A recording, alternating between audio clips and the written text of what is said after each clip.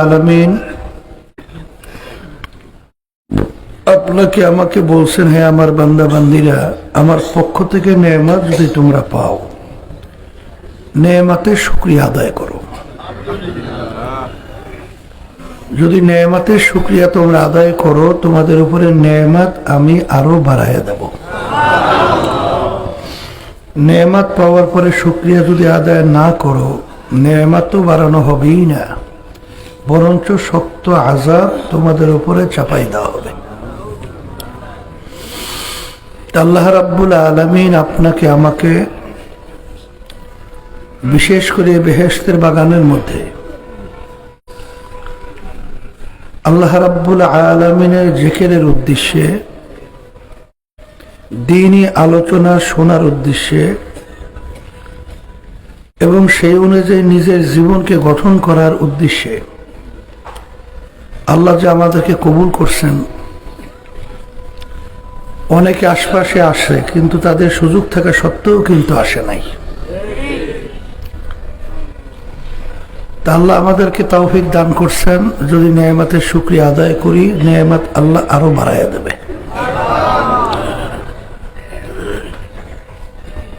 ফজরের নামাজের পরে সূর্য উদয়ের আগে সময়টা অত্যন্ত একটা মূল্যবান সময়।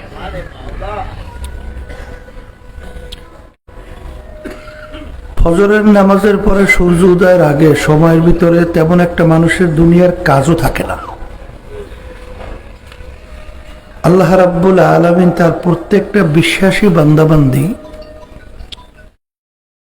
তাদেরকে আল্লাহ রাব্বুল আলামিন বলছেন, হে আমার বিশ্বাসী বান্দাবান্দিরা, তোমরা বিশেষ করে দুইটা সময় আমার তাসবিহ এবং তাহলিল আদায় করো, আমার জিকির করো। এখানে আল্লাহ রাব্বুল আলামিন কিন্তু বিশ্বাসী বান্দাবান্দীদেরকে বলছে। আল্লাহ রাব্বুল আলামিন অনেক বান্দাবান্দি আছে ঠিক, যেমন হিন্দুরা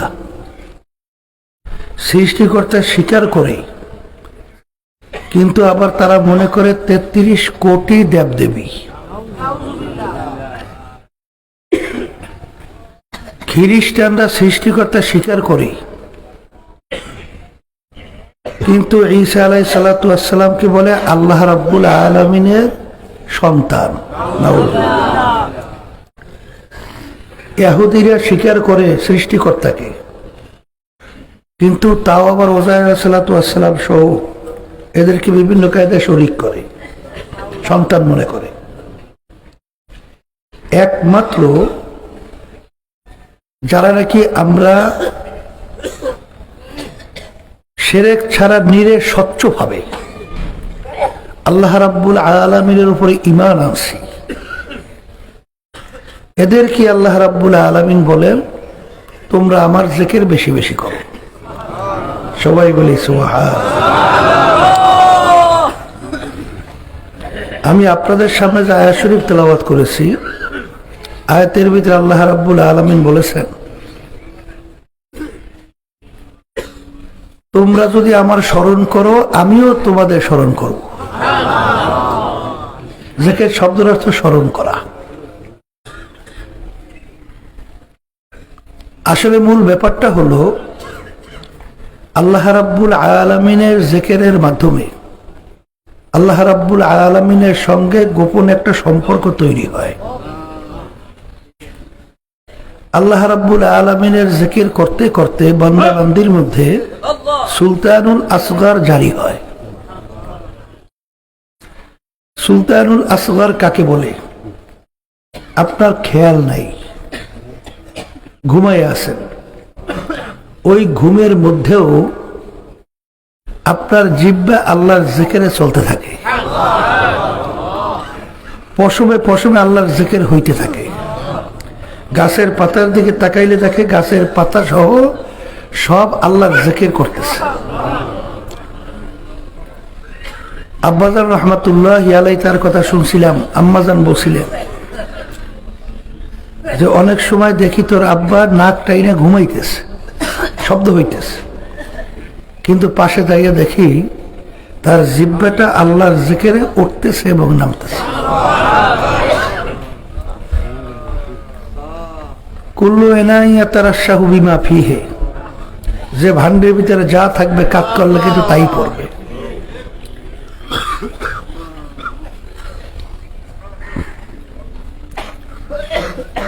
আপনার ভিতরে আল্লাহর জিকির, আল্লাহর স্মরণ বসছে কিনা এটা কিভাবে বুঝবেন?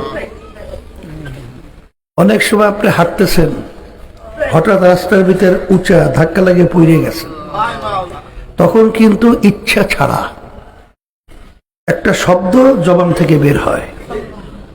দেখবেন অনেকের বের হয়েছে মাগুরি, বাবারে। আর এক শ্রেণী আল্লাহর বান্দাবান্দি তাদের জবান থেকে বের হয় ইন্না লিল্লাহ, আল্লাহ। মৌতের সময় আসলে মানুষের কোনো হুঁশ থাকে না, থাকার কথাও না। কিন্তু যেই আল্লাহর বান্দাবান্দির ভিতরে আল্লাহর নাম বসাতে পারবে, কালিমা বসাতে পারবে, ঠিক মৌতের সময় তাদের জবান থেকে আল্লাহর নাম বের হয়ে যাবে। এরকম ঘটনার কোনো শেষ নাই। তার বাস্তব দেখছি। আম্মাজান যখন স্ট্রোক করে পড়ে গেছিল, মাথার রগ ছিঁড়ে গেছে, আমি কাছে যাওয়ার পরে দেখি হুঁশ নাই, কিন্তু তার জবান থেকে পরিষ্কার বের হইতেছে লা ইলাহা ইল্লাল্লাহ। আমরা কান্দের ভিতরে উঠাইয়া স্পিড বোট উঠাইলাম, বরিশাল পর্যন্ত যাইতেছে, আর দেখি জবান থেকে জিকির বের হইতেছে। এরপরে জবান বন্ধ, আর জবান খোলে নাই, দুনিয়া থেকে বিদায় হয়ে চলে গেছে। মান ক্বালা লা ইলাহা ইল্লাল্লাহ ফাদাখালাল জান্নাহ। অন্য হাদিসের ভিতরে আসছে, আল্লাহ রাসূল সাল্লাল্লাহু আলাইহি ওয়াসাল্লাম বলেন, হাক্কান, কালিমার যে হক আদায় করতে পারবে সে বেহেশতের ভিতরে ঢুকে যাবে। এই জন্য দেখবেন, আব্বাজানের মুখে শুনছিলাম, দাদাজানের কথা বলছিলেন, যে দাদার কথা আব্বাজান বলছিলেন যে বাবাজান এত বেশি আল্লাহর জিকির করত যেটা সীমা ছাড়া। উজানিকারী ইব্রাহিম সাহেব রহমতুল্লাহি আলাইহি, তিনি যে আল্লাহর জিকির এত বেশি করতেন, অনেক সময় দেখা গেছে আল্লাহর জিকিরের মাধ্যমে কাজ করতে গেছে জমিনের ভিতরে, যখন নাকি বীজ রোপণ করতেছেন, জমিনের ভিতরে জিকিরের তাসির ঢুকে গেছে। জমিনের ভিতরে বীজ লাগায়, কিন্তু জমিন থেকে বীজ উপরে উঠে ফেলায় দেয়। তখন বলতেছেন আজকে আর হবে না, জমিনের ভিতরে অজদু হাল এসে গেছে, চলো। এইভাবে আল্লাহর জিকির তারা বেশি করতেন। কারণ আকসিরু যিকরাল্লাহি হাত্তা ইয়াকুলু মাজনুন।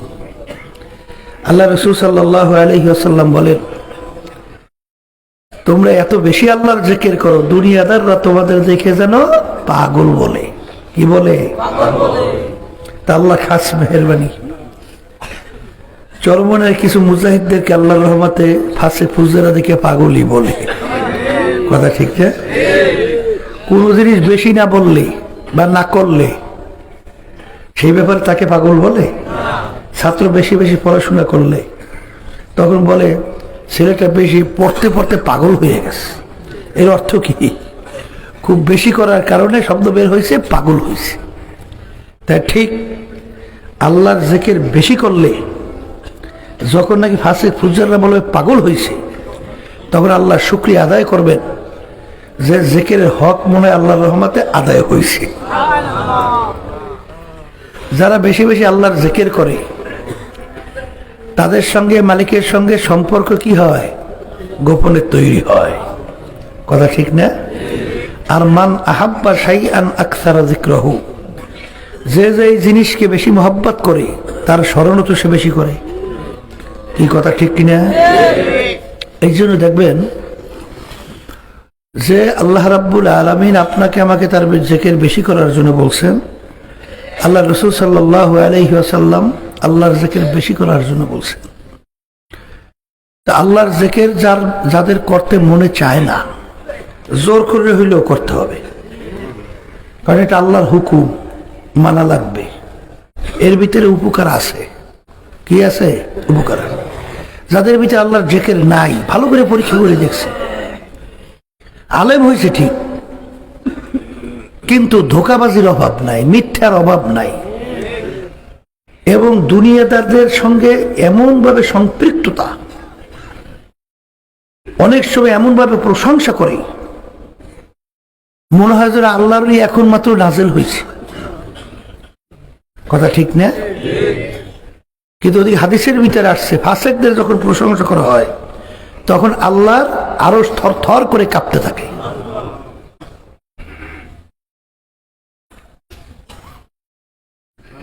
আল্লাহ রাব্বুল আলামিনের জিকির যদি করতে মন নাও চায়, জোর করে হইলেও আল্লাহর জিকির আমরা করতে থাকবো।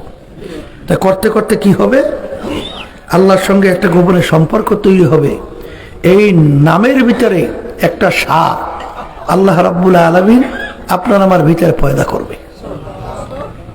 অনেক সময় আমি বলি যে যখন হাফিজুর রহমাতুল্লাহি আলাইহি প্রথম নির্বাচনে দাঁড় হয়েছিল, তখন মার্কা আসছিল বটগাছ। বটগাছ যে কোনো নির্বাচনে মার্কা হয় এত জীবন আগে কোনোদিন শুনি নেই। বটগাছ হইল অনেক সময় বড় বটগাছের মধ্যে হিন্দুরা যাইয়া কি করে? পূজা আর্চনা করে, বিভিন্ন ধরনের সেবা টেবা দেয় না।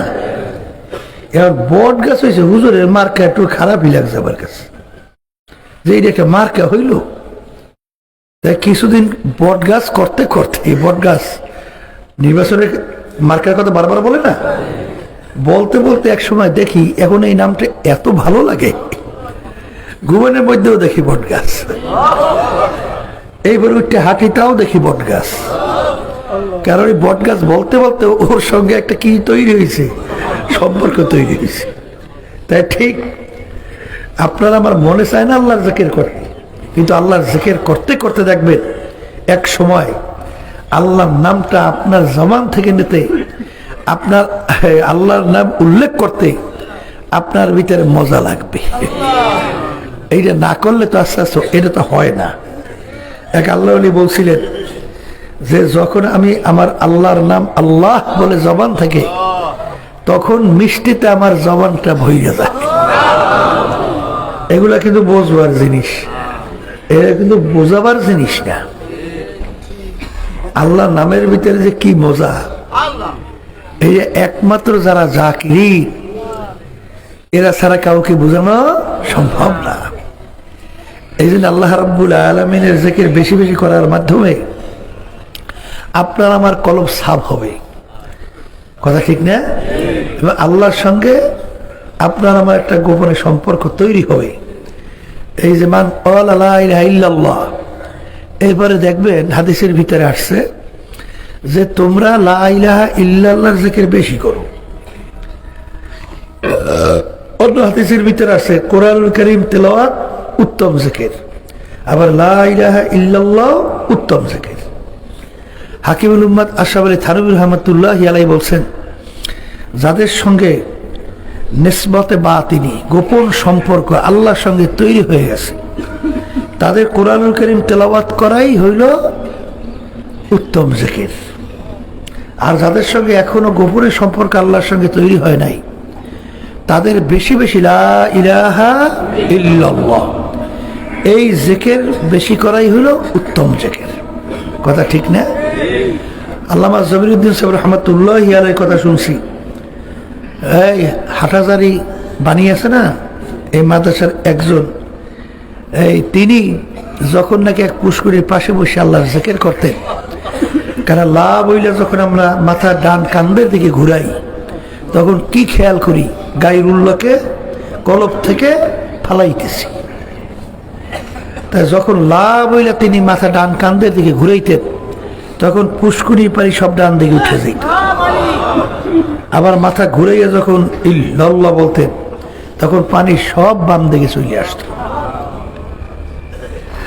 উজারি কারি ইব্রাহিম সাহেব রহমাতুল্লাহি আলাইহি বলতেন যে লার তরবারি নিয়া এমন ভাবে গায়রুল্লাহকে কাটো, জঙ্গল কাটো, লাভ হইলে যখন ডান দিকে মাথা ঘুরাও তখন খেয়াল করো নাই কি নাই, আমার পীরের গরম নাই, আমার মুফতি মুহাদ্দিস এই যে একটা গরম এইটা নাই, আমার টাকার গরম নাই, ক্ষমতার গরম নাই, সভাপতিগিরি, সেক্রেটারিগিরি, এই মেম্বারগিরি, চেয়ারম্যানগিরি, টাকার গরম, বাড়ির গরম, গাড়ির গরম এবং এই বিভিন্ন ধরনের সম্মানের গরম সব ফালাও, সব ফালাইয়া দিলটাকে একেবারে খালি করো। খালি কইরা তারপর বলো ইল্লাল্লাহ, আল্লাহ বাদে কেহ মাবুদ নাই। हर तमन्ना दिल से रुखसात हो गई, अब तो आजा अब तो खिलवत आ गई। আপনি চেয়ারের ভিতরে বসা, যদি আপনি কাউকে বলেন ভাই চেয়ারের ভিতরে বসেন, ওদিকে আপনি চেয়ারের ভিতরে বসা থাকা অবস্থায় চেয়ারের ভিতরে জায়গা নাই, কিভাবে বসবে? আপনি আর আমি তো বলি মালিক দয়া মায়া করে তুমি আমার কলবের ভিতরে একটু আসো, কিন্তু কলবের ভিতরে দুনিয়ার মোহাব্বত ভরা, বিভিন্ন ধরনের দুনিয়ার গায়রুল্লাহ ভরা। যত আপনি বলেন মালিক আসো, আপনার কলব খালি না হওয়া পর্যন্ত আল্লাহ কিভাবে আপনার কলবের দিকে আসবে? এই জন্য গায়রুল্লাহকে খালি করার জন্যে লার তরবারি নিয়ে যখন আপনি লাভ হইলা মাথা ডান দিকে ঘুরায়, তখন খেয়াল করে নাই নাই নাই নাই আল্লাহ বাদে কেহ মাবুদ নাই। আমার মালিকের জিকিরের ভিতরে কি মজা! বাজান আল্লামা খাকানি রহমাতুল্লাহি আলাইহি দীর্ঘ 30 বছর পর্যন্ত শান্তি তালাশ করতেছিল, কোন জিনিসের ভিতরে আমার অন্তরে শান্তি পাওয়া যায়। তিনি দীর্ঘ 30 বছর পর্যন্ত শান্তি তালাশ করার পরে সিদ্ধান্তের ভিতরে পৌঁছলো, আমি যদি আমার জবান থেকে একবার আমার মাশুক, আমার মাহবুব, আমার মাওলার নাম জবান থেকে বলি আল্লাহ, আমি যে অন্তরের ভিতরে শান্তি পাই। আরে 30 বছর পর্যন্ত আমি শান্তি তালাশ করলাম, টাকা পয়সার ভিতরে দেখি শান্তি নাই, বিভিন্ন কায়দায় বাদশাহীর ভিতরে শান্তি নাই, আরে সভাপতি সেক্রেটারির ভিতরে শান্তি নাই, মুফতি মুহাদ্দিসের ভিতরে শান্তি নাই। আমি দেখছি আমার মালিকের নাম জবান থেকে যদি একবার আমি নেই, আমি যে শান্তি পাই। আলাইহিস সালাতু ওয়াস সালাম তিনি তক্তে সুলাইমানিতে উইরা তিনি যে শান্তি না পাইছেন, আমি এর চেয়ে বেশি আল্লাহর নামের ভিতরে শান্তি পাই। এগুলা কিন্তু বুঝবার জিনিস, এগুলা কিন্তু বোঝাবার জিনিস না। কারণ আল্লাহ রাব্বুল আলামিন বলছেন আলা বিযিক্রিল্লাহি তাতমাইন্নুল কুলুব, হে আমার বান্দা বান্দিরা, তোমাদের অন্তরের শান্তি আমার জিকিরের মধ্যে। খারে কিয়ামতের ময়দানে যখন আমরা উঠব, আমার মালিক বলবেন আইনা উলুল আলবাব, হে জ্ঞানীরা তোমরা কোথায় আসো? জ্ঞানী কারা? আল্লাহ রাব্বুল আলামিন তাদের পরিচয় দেয়, আল্লাযীনা ইয়াযকুরুনাল্লাহা কিয়ামান ওয়া কুউদান ওয়া আলা জুনুবিহিম ওয়া ইয়াতাফাক্কারুনা ফী খালকিস সামাওয়াতি ওয়াল আরদ রব্বানা মা খালাকতা হাযা বাতিলা সুবহানাকা ফাকিনা আযাবান নার। আল্লাহ রাব্বুল আলামিন বলেন, যারা তিন অবস্থায় আমার জিকির করে, শোয়া অবস্থায়, দাঁড়ানো অবস্থায়, বসা অবস্থায়। এই তিন অবস্থায় যারা আমার জিকির করে তারাই হইল জ্ঞানী। এ আল্লাহর বান্দারা, পর্দার আলে মা বোনেরা, যারা নাকি আমার মাওলার জিকির বেশি করে, ওই বন্দাবান্দির ভিতরে আমার মাওলার খেয়াল সর্বক্ষণ এমন ভাবে জমে, তখন ওই বন্দাবান্দি আমার মাওলার কোন হুকুমের বিরুদ্ধাচরণ করতে পারে না। তখন ওই বন্দাবান্দি আমার মাওলার হুকুম পালন করার জন্য হুশ থাকতে, জীবন থাকতে ছাড়ে না। দেখছি আব্বাজান রহমাতুল্লাহি আলাইহি, বাজান যত বিপদ মুসিবত দুনিয়া সব একদিকে চইলা গেলেও আল্লাহর হুকুমের বিরুদ্ধাচরণ করতে পারতেন না। সব সময় কোন কাজে আমার মালিক খুশি সেই কাজ ছাড়তেন না, কোন কাজে মালিক বেজার, হুশ থাকতে, জীবন থাকতে সেই কাজের কাছেও যাইতেন না। এরকম অবস্থায় তৈরি হওয়ার জন্য আমার মালিকের জিকির বেশি বেশি পরিমাণে করা লাগবে। কারণ আমার মালিকের জিকির বেশি বেশি করলে ওই বন্দাবান্দির চোখের ভিতরে পানি জোর করেও ধরিয়া রাখতে পারে না।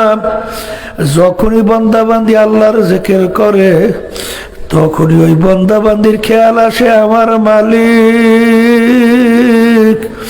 তুমি যদি আমাকে মাপ নাই করো, ওই কবরে তো তুমি বলছ তোমার হাবিবের মাধ্যমে, আল কবরু রাউযাতুম মিন রিয়াদিল জান্নাহ আও হুফরাতুম মিন হুফারিন নার। কোন আল্লাহর বান্দা বান্দির কবরে একটা বেহেশতের বাগান হবে, কোন কোন আল্লাহর কোন নাফরমানের কবরের ভিতরে জাহান্নামের আগুন এসে পড়বে। যারা জাকিরিন হবে কবরে যাওয়ার পরে, যখন মুনকার নাকির ফেরেশতারা প্রশ্ন করবে মান রব্বুকা, তখন ওই বান্দা বান্দি বলবে, হে ফেরেশতারা, সর্বক্ষণ আমার মাওলা ছাড়া কাউকে চিনি নাই। উঠতে বসতে, খাইতে লইতে চলতে সবসময় মাওলার স্মরণ ছিল। এখন তুমি বলো আমার রবকে? রব্বি আল্লাহ, আমার রব একমাত্র আল্লাহ। আল্লাহ জাকিরিন যখন কিয়ামতের ময়দানে উঠবে, ওদিকে তো আল্লাহু আকবার, আল্লাহু আকবার, সূর্য এক হাত বা সোয়া হাত মাথার উপরে যখন আমার মালিক উব্বুর কইরা ছাইরা দিবে, আমার জমিন, গাছ নাই, বাড়ি নাই, ঘর নাই, পানি নাই, আরে সূর্যের তাপে তামার জমিন পুইরা লাল চামড়ার মতো যখন হইয়া যাবে, জাকির কিয়ামতের ময়দানে উঠবে, কোথায় হিসাব, কোথায় নিকাশ, কোথায় বেহেশত, কোথায় জাহান্নাম, তাদের কোনো খেয়াল থাকবে না। উঠবে, ডাকবে আর বলবে, আমার মালিক তুমি কোথায়? হে আমার দয়ার মালিক, তোমাকে পাওয়ার জন্য, তোমার হুকুম পালন করার জন্য আমার যুবক বয়স। আরে দাঁড়িয়ে রাখলে অনেকে টিটকারি মারছে, বুড়া বুড়া দেখা যায়, কিন্তু তুমি বেজার হবা। এই জন্য তোমাকে খুশি করার জন্য দাড়ি ফালাই নাই। আরে সুন্নাত তরিকার ভিতরে চলছি, অনেকে টিটকারি মারছিল, তুমি বেজার হবা, এই জন্য কারো তোয়াক্কা করি নাই। আরে ফজরের সময় মুয়াজ্জিন আযান দেয়, আসসালাতু খায়রুম মিনান নাওম, ঘুম হইতে নামাজ ভালো। মালিক তোমাকে তালাশ করছি, মালিক মসজিদের ভিতরে যাইয়া যখন নামাজে দাঁড় হয়ে গেছি, আরে যখন আল্লাহু আকবার বইলাম, হাত বাইদাম, যখন তেলাওয়াত শুরু করলাম, তোমাকে তালাশ করছে নামাজের মধ্যে। মালিক তোমাকে দুনিয়ার ভিতরে যেই যেই জায়গায় বাড়িঘর ফালাইয়া গোয়ালখালী মাহফিল, 3 দিন পর্যন্ত অনেক সময় ঠান্ডার ভিতরে রাত্রে ঘুমাইয়া আছি তোমাকে পাওয়ার জন্য। মালিক তুমি কোথায়? তোমাকে একটু দেখতে চাই। যখন জাকিরিন কিয়ামতের ময়দানে উঠবে, নূরুহুম ইয়াসআ বাইনা আইদিহিম ওয়া বিআইমানিহিম, জাকিরিন কিয়ামতের ময়দানে উঠবে, উইঠা দেখবে তাদের ডানে নূর, বামে নূর, পিছনে নূর, সামনে নূর। আল্লাহ আপনি আমাদের সবার জন্য কবুল করে নিন। সাতারাউনা রাব্বাকুম কামা তারাউনাল কমারা ফি লাইলাতিল বদর, পূর্ণিমার চন্দ্র যখন কিয়ামতের ময়দানে বান্দাবান্দি উঠবে, মালিককে তালাশ করবে, আমার মালিক বান্দাবান্দির সামনে এমন ভাবে হাজির হবে, পূর্ণিমার চন্দ্র বাজার আকাশে উঠলে দেখতে যেরকম কোনো ভিড়াভিড়ি লাগে না, এরকম বান্দাবান্দির সঙ্গে আমার মাওলা হাজির হবে। বান্দাবান্দি সেজদায় পড়িয়া শুকরিয়া আদায় করবে। 30,000 বছরের সময় চইলা যাবে, বান্দাবান্দির কোনো খেয়াল থাকবে না।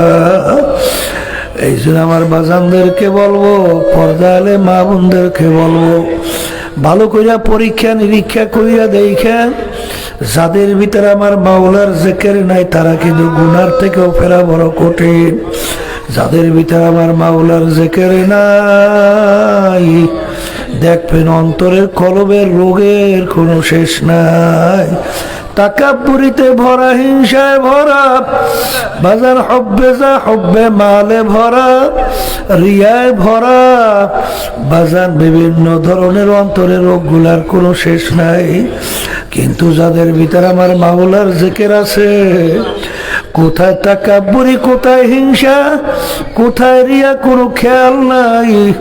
সবসময় খেয়াল আমার মাওলা কোন কাজে খুশি, সেই কাজ জীবন গেলেও ছাড়ে না। কোন কাজে আমার মাওলা বেজার, জীবন গেলেও সেই কাজের কাছেও যায় না। যারা নাকি আশেক, যারা নাকি জাকিরিন বাজান, তারা সব সময় খেয়াল রাখে কোন কাজের ভিতরে আমার মাওলা খুশি আর কোন কাজের ভিতরে আমার মাওলা বেজার। যেই কাজের ভিতরে আমার মাওলা বেজার, সেই কাজের কাছেও যায় না। যেই কাজের ভিতরে আমার মাওলা খুশি, হুশ থাকতে সেই কাজ ছাড়ে না। আর বাজার সবসময় মনে রাখো, দেল যদি তৈরি না হয়, বান্দাবান্দি কখনই মাওলার হুকুম, মাওলার জিকিরের মাধ্যমে তোমার কলবের মধ্যে আমার মালিকের মোহাব্বত যখন জমবে, তখন ওই বান্দাবান্দি আমার মালিকের হুকুমের বিরুদ্ধাচরণ করতে পারে না। তখন মালিকের মোহাব্বত এমন ভাবে কলবে জমে বাজান, তখন আমার মাওলা ছাড়া কিছুই বান্দাবান্দি বুঝে না। ও ইব্রাহিম আলাইহিস সালাতু ওয়াস সালাম মাওলার সঙ্গে সম্পর্ক কিভাবে তৈরি হয়েছিল বাজান? ফেরেশতা বলে, মালিক নবী হয়তো বা নবুয়াতি পাইয়া, বাদশাহী পাইয়া তোমার মোহাব্বত কমছে না। ইব্রাহিম মোহাব্বত আমার কমে নাই, একটু পরীক্ষা কইরা দেখি। বাজান ফেরেশতা ভিক্ষুকের সুরাতে যখন ঘরের দরজার সামনে আইসা করুণ সুরে ডাক দেয়, আল্লাহু কারীম। ইব্রাহিম আলাইহিস সালাতু ওয়াস সালাম খানা খাইতেছিল, পাশে রেখে উঠে আইসা দরজার সামনে কে আমার মাশূক, আমার মাহবুবের নাম নিল। আইসা দেখে রাস্তার ফকির, বলে ভাই তুমি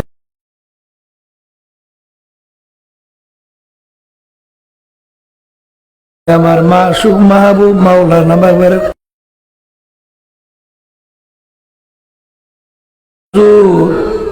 শুনাই। এরপরও বলে আমার মাশূক মাওলানা আমাকে একটু শোনাও। কলে বিনিময় কি দেবে? যতদিন আমি বাইসা থাকবো ততদিন তোমার গোলামি করব।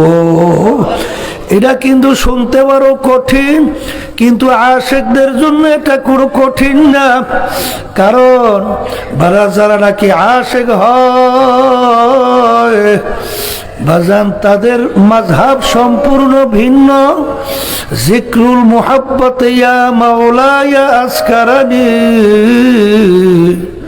ওয়া হাল রাআইতা মুহিব্বান গায়রা সাকরানি।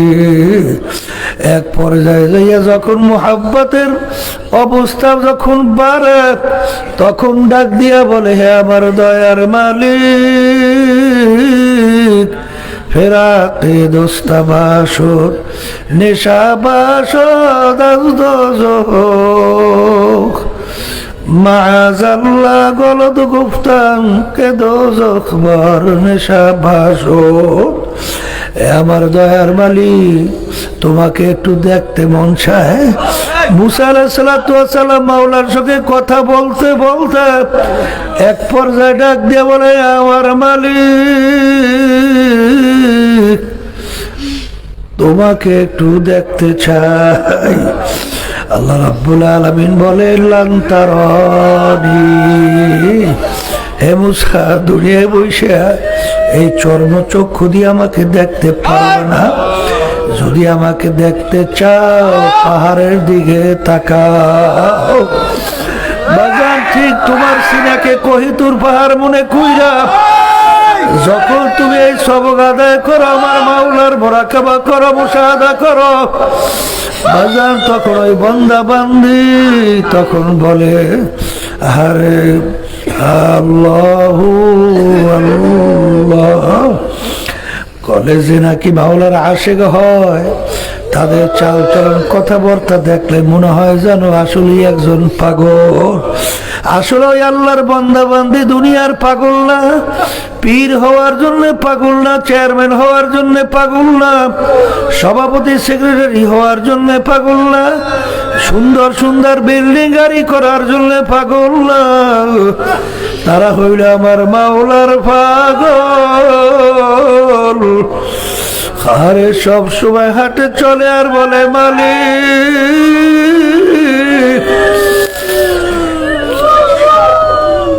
তুমি কোথায়, তোমাকে পাইতে চাই। মালিক তুমি একটু দয়া মায়া করে আমার ডাকে সাড়া দাও। এই কথা বলে বান্দা বান্দি আল্লাহকে ডাকে। আমার মালিক বান্দা বান্দি ডাকে সাড়া দেয়। এক আল্লাহর বলে, আমি আল্লাহ শব্দ কইরা বসে অপেক্ষায় থাকি।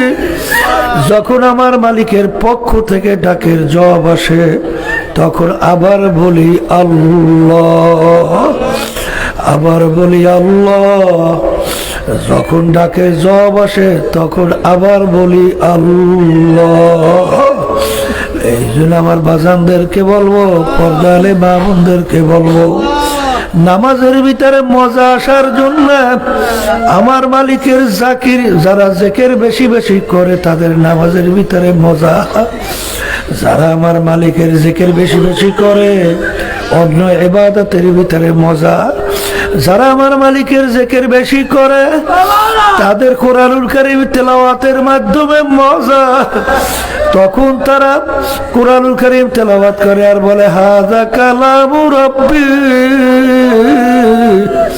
এই যে আমার মাওলার কালাম, এই যে আমার মাওলার কালাম। এই জন্য আমার ভাইদেরকে বলবো, মূল যদি ঈমান সহকারে চাও, আল্লাহর সঙ্গে গোপন সম্পর্ক তৈরি করতে যদি চাও, শয়তানের ধোঁকার থেকে যদি বাঁচতে চাও, আল্লাহর মোহাব্বত যদি ভিতরে তৈরি করতে চাও, চোখের ভিতরে পানি আসুক যদি চাও, কলবকে নরম করতে যদি চাও, আরে আমার মালিকের জিকির বেশি বেশি করো। কলব থেকে তাকাব্বুরি হিংসা রিয়া যদি দূর করতে চাও, বাজান আমার মালিকের জিকির বেশি বেশি পরিমাণে করো। কারণ আমার মালিকের জিকির বেশি করা ছাড়া বাজান ওই বান্দা বান্দি কখনোই গুনার থেকে ফেরতে পারে না। এই জন্য আমার মাওলার জিকির খেয়াল সহকারে করব। যখন লাভ হইলে মাথা ডান দিকে ঘুরাবো, খেয়াল করবো নাই নাই নাই আল্লাহ বাদে কেহ মাবুদ নাই।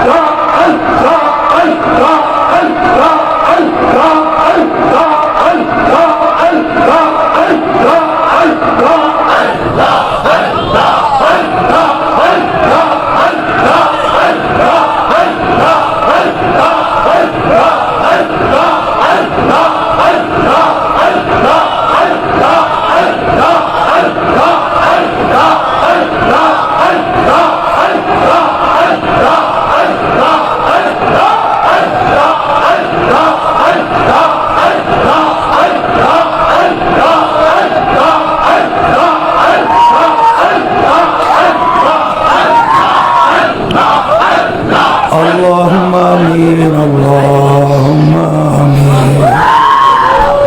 মাফ করে দেন গো মাওলা, মাফ করিয়া দে। আপনি যদি মাফ না করেন আমাদের উপায়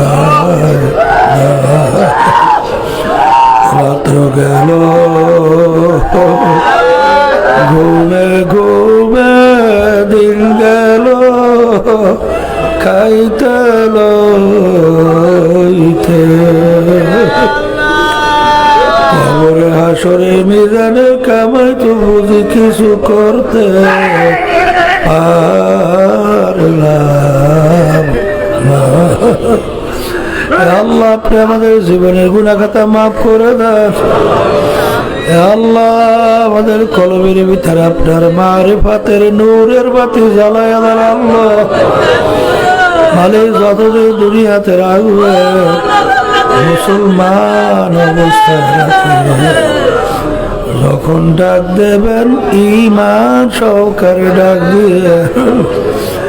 আল্লাহ আপনার আশিক পাগল না বানায়া কবরে